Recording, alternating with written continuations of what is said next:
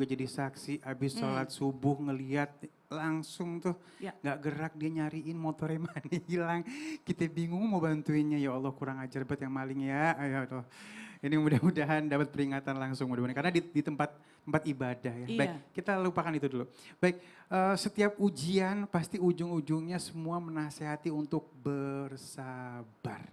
Nah, kita lanjutin lagi, bersabar ini gimana sih? Apakah bentuk bahwa memang Allah ingin kita hadir meminta kepadanya atau kembali ingat kepada Allah Subhanahu wa taala? Silakan Guru. Baik, terima kasih Bang Ali, izin Ustaz Syam, Ustaz Maulana. Bismillah, walhamdulillah, wassalatu wassalamu ala rasulillah. Jamaah sekalian, dari tayangan tadi, coba kita dengar dan coba kita ingat apa ucapan pertama yang diucap oleh yang tadi kehilangan motor. Ucapannya adalah, aduh Gusti, ya Allah, ya Rob, dan memang itulah yang Allah inginkan. Ketika seseorang menghadapi hal-hal yang gak enak, Allah ingin mendengar suara dari hambanya. Meminta pertolongan, meminta ampunan, dan minta doanya diberikan. Artinya ketika seseorang menghadapi sesuatu hal yang gak enak, yang sering diucapkan oleh kebanyakan orang adalah langsung mengingat kepada Allah. Dan memang ternyata di antara tanda-tanda kehilangan motor misalnya, kehilangan barang yang lain misalnya, itu memang di antara tanda-tanda Allah mencintai hambanya. Iza ahabballahu abdan ibtalahu, kata baginda Rasulullah SAW. Apabila seseorang dicinta oleh Allah, pasti Allah akan memberikan ujian kepadanya. Ujian itu biasanya banyak orang yang menerimanya gak enak, banyak hal tidak sesuai dengan keinginannya. Itu namanya ujian. Jadi banyak orang yang na'udzubillah min dzalik ketika menghadapi satu hal yang gak enak jangan langsung mengutuk Allah na'udzubillah. Kenapa? Karena bisa jadi hal yang tidak kita sukai, hal yang tidak kita inginkan tapi itu terbaik menurut Allah. Allah yang cantumkan dalam Al-Quran. Allah yang firmankan kok dalam Al-Quran. A'udzubillahi minasyaitonirrajim. Wa asa an takrahu syai'an wa huwa khairul lakum. Bisa jadi apa yang kau benci, apa yang kau gak suka, tapi itu terbaik menurut Allah. Dan sebaliknya, yang kau gak suka, itu terbaik menurut Allah. Yang kau tidak suka, itu terbaik menurut Allah. Dan yang kau suka, itu gak baik menurut Allah. Jadi itu yang harus kita ingat. Jangan sampai ada hal-hal apa yang kita terima, ini langsung kita menolak, langsung kita mengutuk. Pertama, sebutlah nama Allah. Yang kedua, beristighfarlah. Dan berbaik sangka kepada Allah. Ketika barang hilang, bisa jadi itulah cara Allah untuk membersihkan harta-harta kita. Dan kalau sekiranya memang ada ujian yang menimpa kepada kita bukan dari harta, bisa jadi itu memang untuk menghapuskan dosa-dosa kita. Dan bahkan bisa jadi ketika ujian menimpa kepada kita, itu untuk Allah angkat derajat-derajat kita. Jadi kuncinya jangan pernah lupakan Allah. Sedang senang, mudah untuk mengingat Allah dengan mengucap Alhamdulillah. Lagi susah pun juga harus sering kita mengucap lisan kita dengan memperbanyak astagfirullahaladzim, innalillahi wa inna ilaihi rajiun. Karena pernah satu ketika Allah menurunkan ujian kepada seorang hamba, Allah pun menurunkan malaikat. Tugas malaikat tersebut adalah untuk melihat bagaimana reaksi dari hambanya. Malaikat melaporkan kepada Allah, ya Rob, hambamu bersabar. Hambamu ketika dia diuji mengucapkan istirja, innalillahi wa inna ilaihi rajiun. Dia bersabar, dia ridho, dia tidak mengeluh. Ya sedih mah wajar, nangis pun wajar. Lalu bagaimana, apa tugasku selanjutnya? Apa yang diungkapkan oleh Allah Subhanahu wa ta'ala? Bangunkan rumah dia di syurga. Allahu Masya Akbar. Allah. Terima kasih ilmunya. Sama-sama. Ya. Sabar itu berat ya, ganjarannya pun besar ya. Kalau saya sumpahin tuh yang maling ya. Saya sumpahin jadi orang kaya mudah-mudahan ya. Jadi gak maling lagi ya. Baik, sekarang kita masuk ke dalam segmen Tanya Dong Ustadz ya. Yuk, kita mulai dulu ya. Semua udah siap ya? Ya. Yuk semuanya tanya dong Ustadz. Kami semua tanya dong Ustaz. Berarti udah siap ya. Nah baik, tadi aku masih ragu-ragu nih ya. Karena semuanya udah mau, langsung aja kalian. Siapa yang mau nanya? Kurang semangat, siapa yang mau nanya?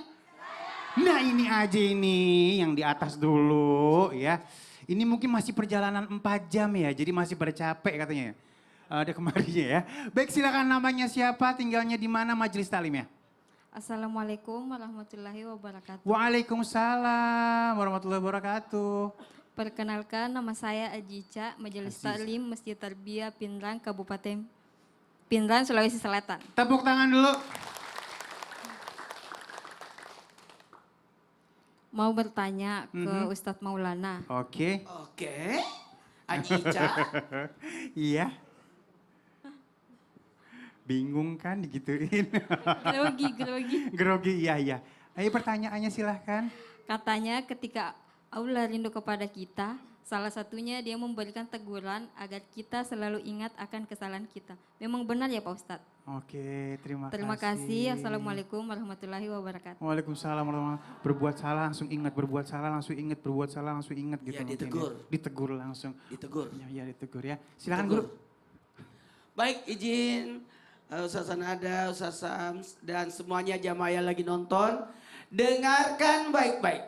Ternyata salah satu lagi tanda dicintai oleh Allah dengan ditegur ketika dia berbuat kesalahan. Ingat, teguran itu misalkan gini.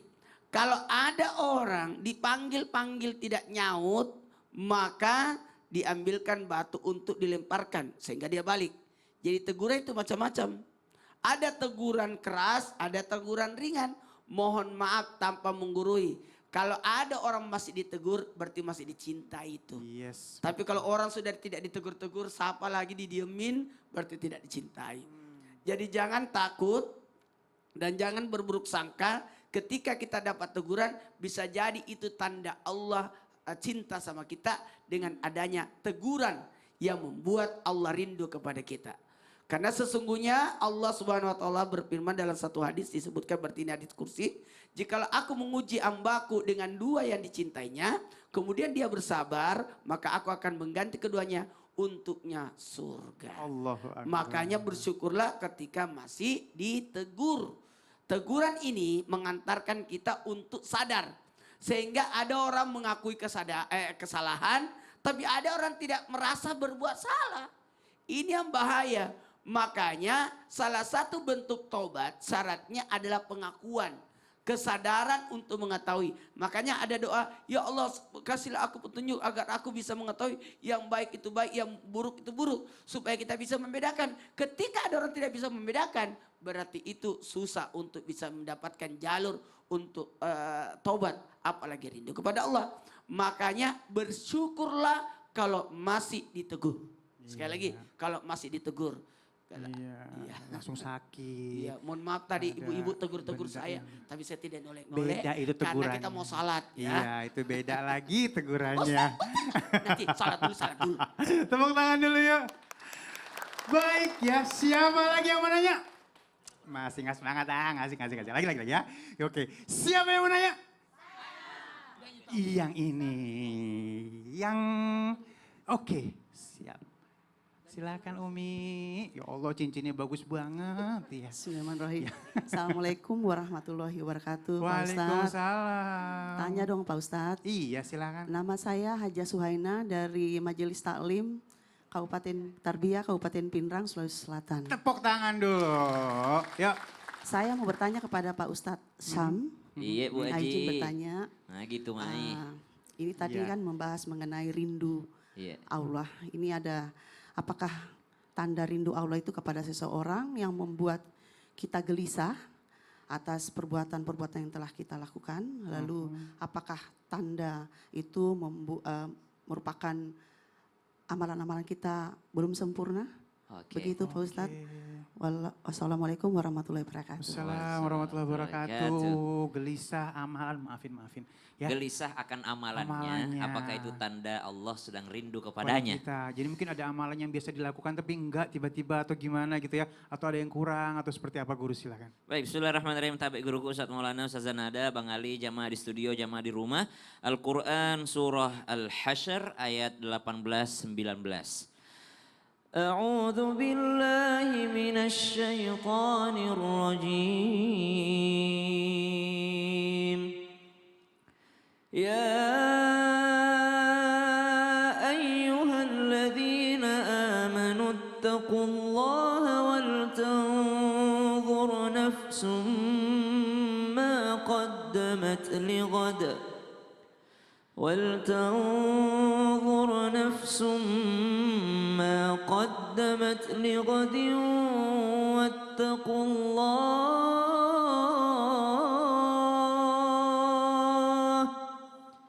إن الله خبير بما تعملون ولا تكونوا كالذين نسوا الله فأنساهم أنفسهم أولئك هم الفاسقون.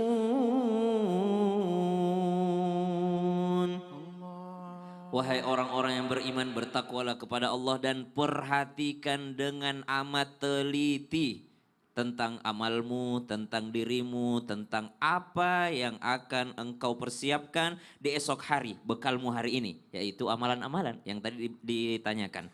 Wattaqullah, dan bertakwalah kepada Allah, innallaha khabirum bima ta'malun. Wa la takunu kalladzina nasullaha fa ansahum anfusahum. Jangan seperti orang-orang yang lupa sama Allah sehingga lupa diri. Dia lupa memperhatikan amalnya sehingga dia lupa untuk memperbaiki amalnya. Maka jika ditanyakan apakah orang yang gelisah akan amalnya, itu bukti bahwa Allah sedang rindu padanya. Jawabannya bisa iya, bisa tidak.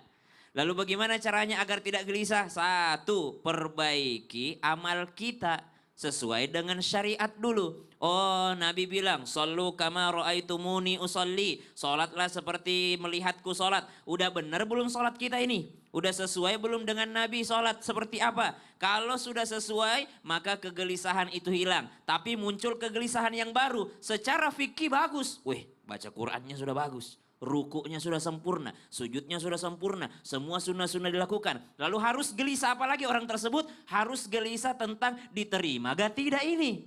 Saya sujud sudah 60 tahun, ada gak satu sujudku yang diterima?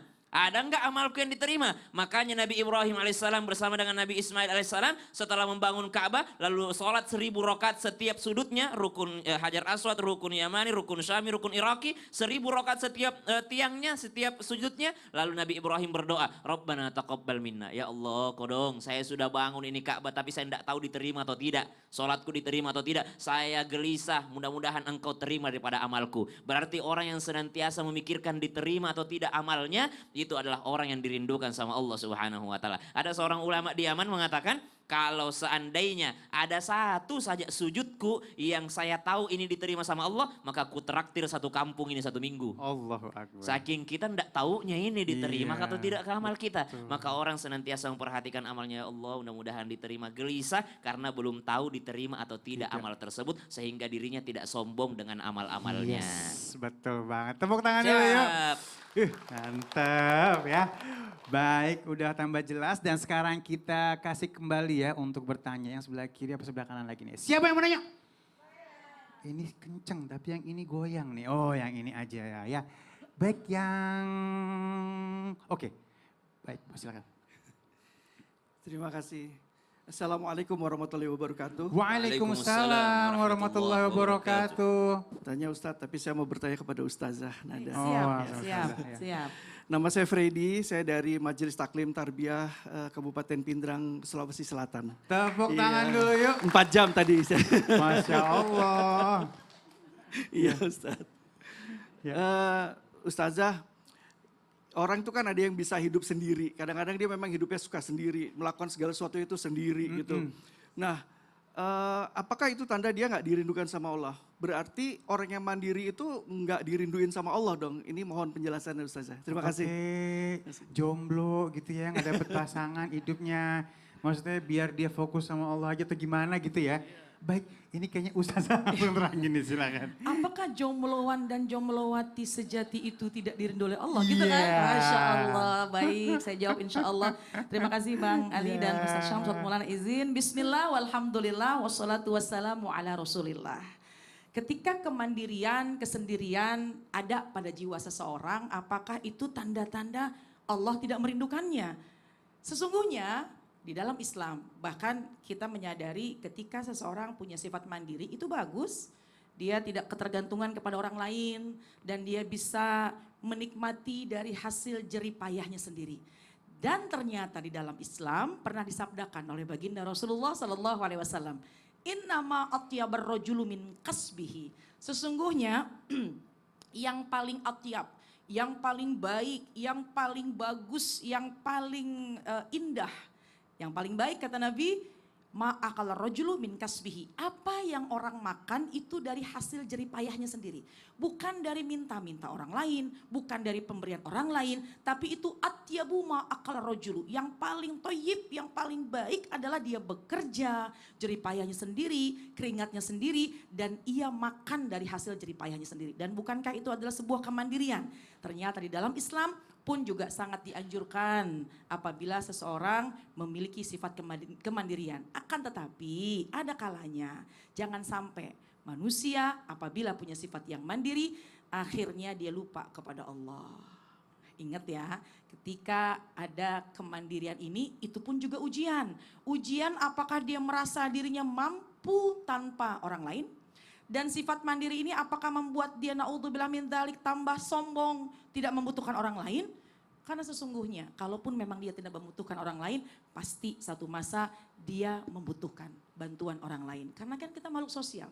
Kita makhluk yang satu masa mungkin ketika saat ini kita memang bisa sendiri.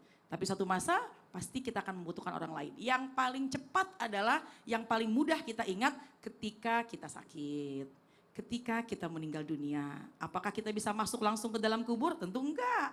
Kita pasti akan membutuhkan orang lain untuk membawa kita masuk ke dalam liang lahat. Dan yang harus kita perhatikan, ujian buat orang yang mandiri adalah diantaranya bahwa jangan pernah merasa mampu tanpa kehadiran Allah.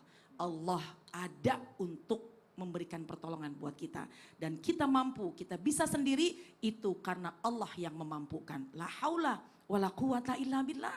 Tiada daya, tiada upaya kecuali datangnya dari Allah.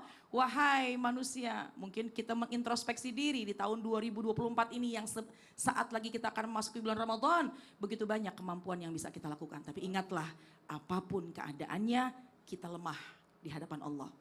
Apapun kesuksesan kita, itu semua kesuksesan buah hasil dari pemberian Allah kepada kita.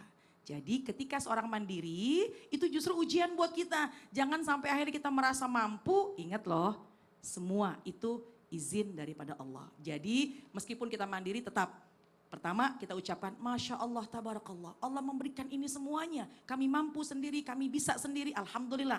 Dan selalulah mengucap di antara ucapan-ucapan yang dimana itu adalah sebuah simpanan surga. Ucapannya adalah la haula wala quwata illa billah. Insya Allah ucapan itu ucapan yang meskipun mandiri tapi insya Allah enggak lupa sama Allah. Masya Allah, tepuk tangan dulu yuk.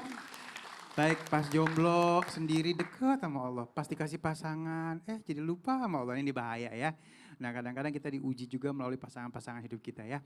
Baik dan sekarang kita akan coba lagi nih pakai kacamata tapi kayaknya ngembeng nih air matanya nih.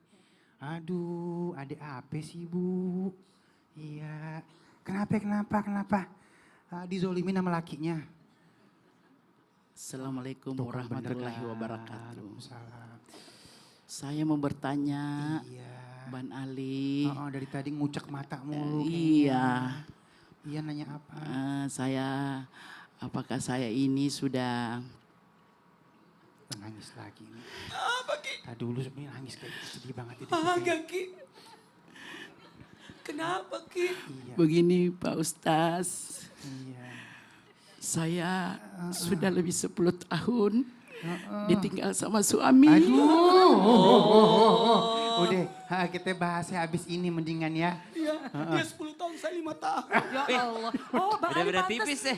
Pantes tadi pakai kacamata hitam terus berarti nahan itu. Menjaga pandangan dari Ustadz Menjaga Maulana. pandangan. Oh, Masya Ya, Allah. baik, jangan Kita bahas kemana-mana, setelah nanti yang kita satu akan ini. bahas lagi ya. Tetap bersama kami di Islam itu Indah. Jamaah. Alhamdulillah. Ini masalah pribadi.